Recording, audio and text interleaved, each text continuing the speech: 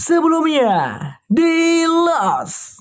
Lalu inilah dia, mereka bertiga menaiki helikopter dengan membawa jasad Naomi juga. Lepas landaslah mereka meninggalkan Pulau Misteri.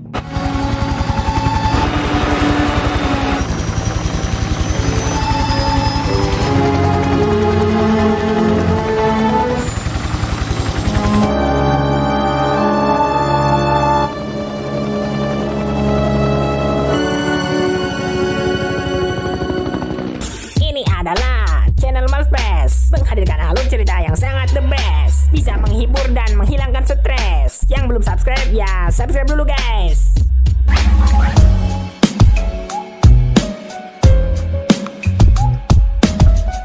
Inilah Lost season 4 episode 4. Melanjutkan episode sebelumnya. Di perkemahan pantai, Jack dan Juliet kembali. Tentunya dengan membawa Dani dan Charlotte juga ke sana. Orang-orang di perkemahan langsung menyambut dengan gembira. Jack pun tentu segera mengabarkan bahwa helikopter sudah membawa Said dan Desmond ke kapal. Setelah itu nanti mereka akan mengatur bagaimana caranya untuk mengeluarkan kita dari pulau ini, jelasnya Jack. Jack meminta orang-orang untuk bersabar. Orang-orang tentu merasakan kelegaan dan sangat senang mendengarnya. Scene berganti. Di rumah barunya di perumahan The Others, John turun ke ruang basement rumahnya sambil membawakan makanan. Makanan itu untuk ia berikan kepada Benjamin yang ia kurung di sebuah ruangan yang ada di basement itu. Ia dan Ben sedikit berbincang-bincang.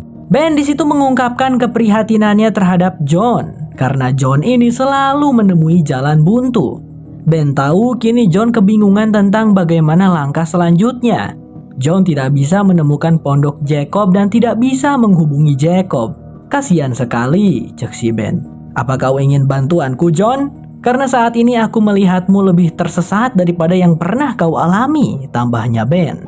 Mendengar hal itu John hanya tersenyum. Ia berkata bahwa kata-kata Ben tidak akan mempan kepadanya. Tapi sepertinya John hanya pura-pura. Ketika beranjak meninggalkan Ben, di luar John tampak sangat kesal sampai membanting nampan. Kayak deja vu gak sih guys? Lalu setelah itu Kate mengetuk pintu rumahnya John. Wanita itu berkata kepada John kalau dirinya ingin berbicara dengan Miles secara pribadi. Tentunya John yang hatinya sedang tidak baik segera menolaknya. Tapi John juga mengundang Kate untuk ikut makan malam nanti pukul 6. Kemudian ia menutup pintu rumahnya. Namun Kate tidak kehabisan akal. Di sana ia melihat Harley yang sedang membawa nampan berisi makanan dan air minum. Kate tahu betul Harley pasti akan mengantarkan makanan itu kepada Miles. Jadi di situ Kate memanggil Harley lalu berbohong dengan berkata kalau John menyuruh dirinya untuk menggantikan Harley mengantarkan makanan pada Miles. Harley tampak senang tugasnya digantikan karena ia cukup takut dengan si Miles ini.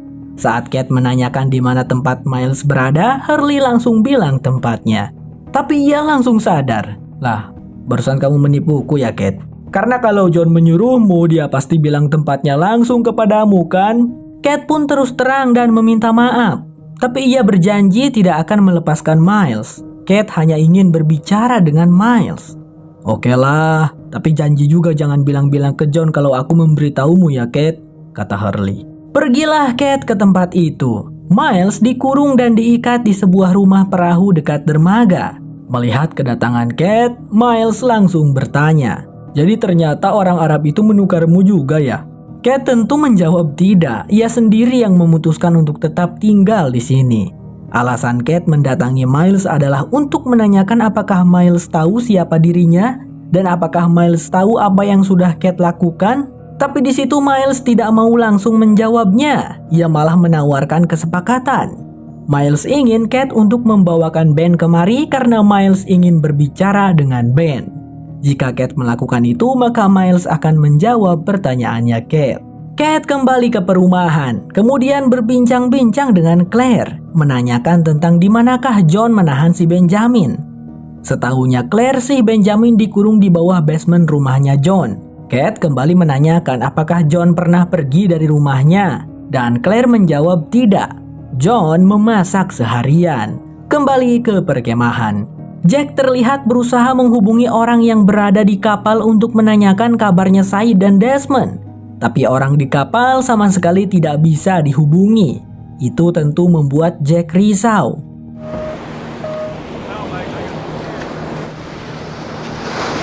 Like 911. Maybe we should try a number other than the boat. Sun Hua kemudian datang menghampiri Jack lalu mengatakan kekhawatirannya tentang bagaimana jika memang benar orang-orang di kapal itu berniat untuk menyakiti mereka, seperti yang dikatakan oleh John. Namun Jack hanya menjawab, "Tidak, Sun Hua, John itu tidak tahu apa yang dia lakukan." Pada malam harinya, Kate mengunjungi rumahnya James untuk berbicara dengannya. Terus terang, Kate ingin meminta bantuan dari James. Pria itu bertanya, bantuan apakah itu? Dan Kate menjawab, "Aku ingin kau membantuku untuk membebaskan Ben, James." Selang 1 jam kemudian, James berkunjung ke rumahnya John untuk mengajaknya bermain backgammon. Tapi sebenarnya itu bukan niat sebenarnya James. James mendatangi John adalah untuk memberitahukan tentang Kate. Tapi sebelumnya James ingin John berjanji untuk tidak melakukan apapun kepada Kate. Setelah membuat John berjanji, James pun bilang, "Begini John, Kate datang menemuiku 1 jam yang lalu. Katanya dia sudah berbicara dengan orang yang kau kurung itu, siapa namanya? Bruce Lee kah?" John menjawab, "Itu Miles. Tapi bagaimana caranya? Kate tidak tahu tempat aku mengurung si Miles." "Kau tidak tahu si Hurley itu ember. Kalau si Hurley tahu maka semua orang tahu, John. Si Bruce Lee itu meminta Kate untuk membawa Ben padanya untuk bicara. Entah apa yang ingin dibicarakan oleh si Bruce Lee itu, John," ungkapnya James. Mendengar hal itu, John langsung mengambil sebuah pistol di laci. James buru-buru menanyakan John mau apa. John pun menjelaskan kalau dirinya akan menemui Miles. Jika ada sesuatu yang ingin dikatakan Miles kepada Ben, maka Miles bisa mengatakan itu kepadanya. Cek si John sambil mengajak James untuk ikut.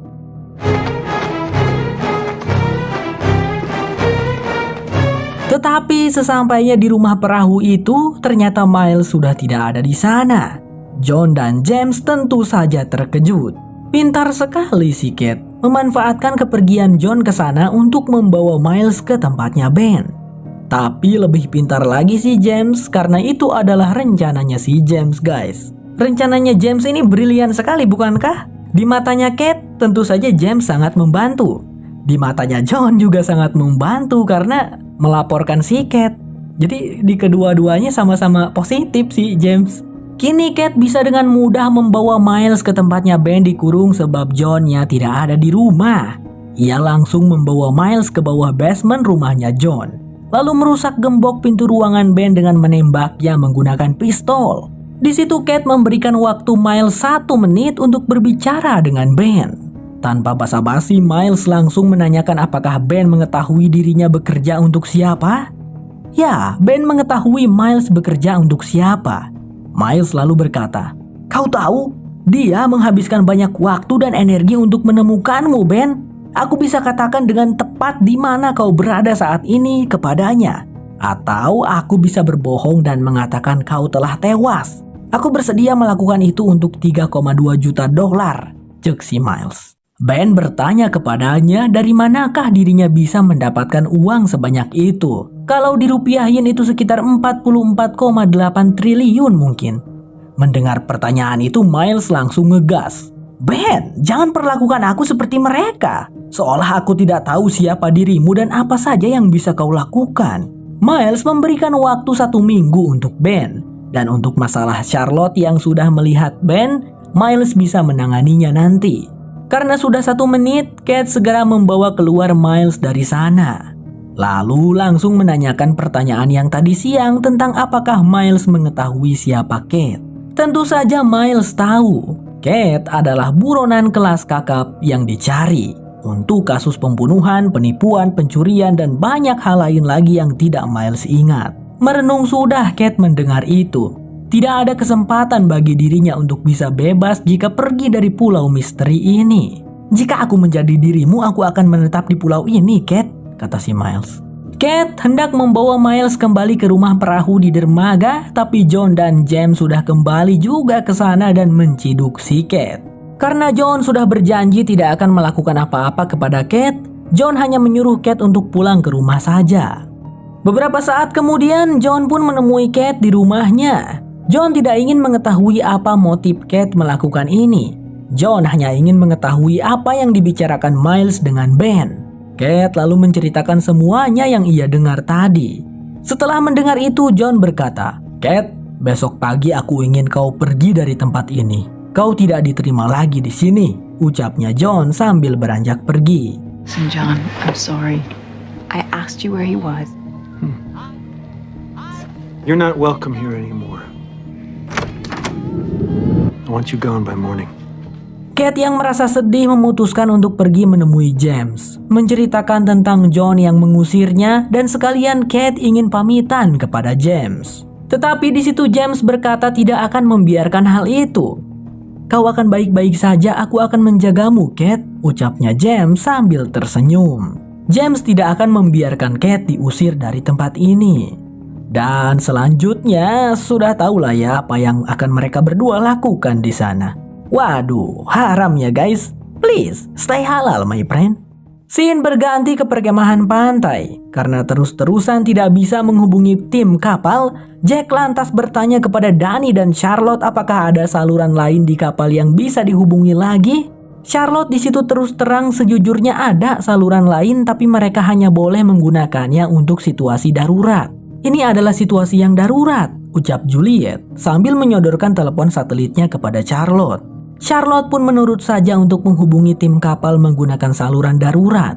Dan mereka terhubung dengan rekannya Charlotte di sana yang bernama Regina. Langsung saja tanpa basa-basi menanyakan bagaimana kabar Frank bersama teman-temannya Jack yang dibawa. Apakah baik-baik saja? Dan Jack ingin berbicara dengan kedua temannya itu. Orang-orang di perkemahan mengkhawatirkan Said dan Desmond. Namun tak terduga, Regina berkata tidak ada helikopter yang kembali ke kapal. Frank, Said, dan Desmond belum sampai ke sana sama sekali. Oh my god, mendengar hal itu sontak Jack dan kawan-kawan langsung tambah khawatir dan resah.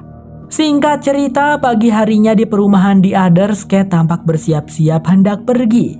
Katanya Kate memutuskan untuk kembali ke perkemahan pantai. Mendengar hal itu tentu saja James menjadi sedih dan kesal. Apa yang tidak ia lakukan untuk Kate? Pada akhirnya Kate akan meninggalkannya seperti biasa. Begitukah Kate? Kau hanya datang padaku saat kau membutuhkanku saja. Nanti pasti kau akan datang lagi padaku hanya untuk memanfaatkanku kan? Tanyanya James yang langsung mendapat hadiah tamparan dari Kate. Kate pun pergi tanpa sepatah kata pun. Cewek kayak si Kate nih, kurang ajar memang guys. Di bagian akhir seperti biasa, flash masa depan. Seperti yang sudah saya bilang, flash masa depan ini alurnya mundur guys. Diperlihatkan saat itu Kate yang memakai baju tahanan dan bertemu dengan pengacaranya. Diceritakan Kate akan menjalani sidang. Tetapi Encep memberitahu bahwa kasus yang menjerat Kate ini sangat sulit. Jika Kate ingin melakukan persidangan dan Kate kalah dalam persidangan, Kate bisa terjerat hukuman penjara seumur hidup. Encep menyarankan agar Kate tidak maju ke persidangan dan hanya dihukum 7 tahun penjara saja. Itu kesepakatan yang ditawarkan oleh pihak penggugat yaitu ibunya Kate. Tetapi Kate tidak mau menerima kesepakatan itu. Ia ingin tetap maju di pengadilan. Encep menghela napas bagaimana caranya mereka menang dengan saksi utama ibunya Kate. Yang dimana Kate sendirilah yang mengaku kepada ibunya sendiri kalau Kate sudah membunuh ayahnya. Setelah berpikir sejenak, Encep memikirkan suatu rencana. Mereka bisa menggunakan putranya Kate. Menghadirkan putranya Kate di ruang sidang itu akan menimbulkan rasa simpati. Mereka membutuhkan putranya Kate. Tapi Kate dengan tegas menolak usulan dari Encep itu. "Kau tidak boleh menggunakan putraku untuk persidangan ini, Encep," ucapnya Kate. Wah, udah punya anak si Kate ya guys. Singkat cerita, persidangan pengadilan Kate pun berlangsung. Sebelumnya, Encep meminta maaf pada Kate karena dirinya telah mengambil suatu langkah tanpa sepengetahuan Kate, yaitu mengundang Jack Shepherd ke persidangan tersebut untuk bersaksi tentang bagaimana karakternya Kate. Jack di sana bersaksi bahwa ketika di pulau ia mengetahui tentang Kate yang merupakan seorang buronan dari Kate sendiri. Mendengar Kate adalah seorang buronan, aku hampir tidak percaya dan berasumsi bahwa mungkin ada kesalahan. Asal kalian tahu, hanya 8 orang yang selamat dari kecelakaan pesawat itu. Kami mendarat di lautan, aku terluka cukup parah. Jika bukan karena Kate, aku tak akan berhasil sampai ke pulau itu. Kate merawatku, merawat kami semua. Kami hidup bersama dan Kate lah yang bisa membuat kami tetap hidup. Meskipun 2 orang dari kami tidak bisa bertahan dan akhirnya meninggal di sana. Semua yang dikatakan Jack itu kebohongan ya guys ya. Kate tampak tidak nyaman mendengar semua pernyataan yang tidak benar itu dan segera meminta Jack untuk berhenti bicara. Cukup, sudah. Tidak perlu mengatakan apapun lagi tentangku, ucapnya Kate. Pengacara ibunya Kate juga maju. Ia secara langsung menanyakan apakah saksi Jack ini punya perasaan khusus kepada Kate, seperti perasaan cinta. Karena itu bisa mempengaruhi kesaksiannya, penilaian yang tidak objektif. Jack dengan mata berkaca-kaca menjawab, "Ya, dulu aku mencintainya, tapi sekarang sudah tidak lagi." Kate tampak sedih mendengarnya. No. Not anymore.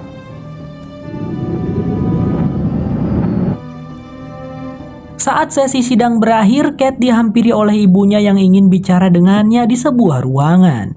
Sepertinya sih persidangannya belum rampung dan akan terus berlanjut. Melihat kedatangan ibunya, Kate tampak muak. Sebelumnya Kate selalu berusaha ingin bertemu dengan ibunya, tapi ibunya Kate ini selalu membuang Kate. Bahkan terakhir kali dulu sebelum kecelakaan pesawat, Kate pernah mau menemui ibunya. Ibunya malah berteriak minta tolong sampai-sampai menelepon polisi. Tapi saat ini sepertinya ibunya Kate luluh. Mungkin itu karena dia mendengar penjelasan kesaksian dari Jack tadi. Ibunya Kate berkata ia tidak akan maju menjadi saksi ke persidangan, asalkan Kate mau mempertemukannya dengan cucunya, yaitu putranya Kate. Mendengar hal itu, Kate langsung menolaknya dan menyudahi pembicaraan mereka dengan sambil menahan sedih. Lalu di scene berikutnya diperlihatkan Kate dan Encep berbicara dengan pengacara ibunya Kate. Di sana pengacara ibunya Kate menawarkan kesepakatan bahwa Kate tidak akan diberikan tuntutan, tetapi dengan syarat selama 10 tahun Kate tidak boleh meninggalkan negara bagian. Kalau di kita mah ya provinsi guys. Jadi misalnya Kate ada di Jawa Barat gak boleh keluar dari Jawa Barat gitu. Kate menyetujuinya dan akan menandatangani perjanjian itu karena dirinya yakin ia tidak akan pernah berpindah-pindah lagi. Sebab kini ia harus merawat putranya. "Aku tak akan pernah pergi kemana-mana," kata si Kate. Sepulangnya dari tempat itu, Kate bertemu dengan Jack. Sejujurnya Jack mengatakan bahwa saat di persidangan ia bilang sudah tidak mencintai Kate, itu tidak sungguh-sungguh. Jack masih mencintai Kate. Begitu juga Kate. Namun Kate tidak mau menjalin hubungan apapun dengan Jack selama Jack juga belum mau mengunjungi putranya. "Jack, aku tahu alasan mengapa kau tidak mau mengunjungi kami. Jika suatu waktu kau berubah pikiran dan mau menerimanya, datanglah dan temui kami, Jack," ungkapnya Kate. Jack terdiam sedih. Singkat cerita, sampailah Kate di rumah. Ia tentu langsung saja menemui putranya yang kala itu sedang tidur siang di ranjang bayi. Anak kecil lucu itu tampak terbangun menyadari keberadaan ibunya di sana. Apakah itu anaknya James, teman-teman? Namun saat Kate menggendongnya, Kate memanggil putranya itu dengan nama Aaron. Itu adalah Aaron, anaknya Claire, guys. Kalau kamu suka dengan channel ini, jangan lupa pencet subscribe-nya ya teman-teman. Sampai jumpa lagi di episode berikutnya. Bye-bye. 아무것도 몰라 하는 듯변정 정봐요 이젠 지쳐가요 이젠 지쳐가요 우리 그만 만나요 난 모를 거라고 있어 Baby I don't